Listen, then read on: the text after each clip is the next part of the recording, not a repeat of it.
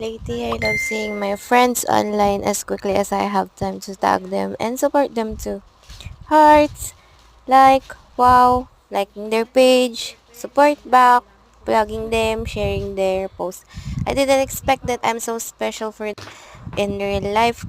Kaya niyayakap ko yung mga gantong tao sa buhay ko eh. Grabe,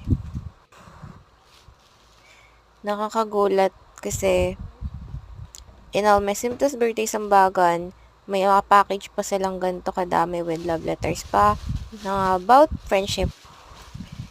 Kaya I really treasure my teammates at lahat ng skills and abilities na meron sila.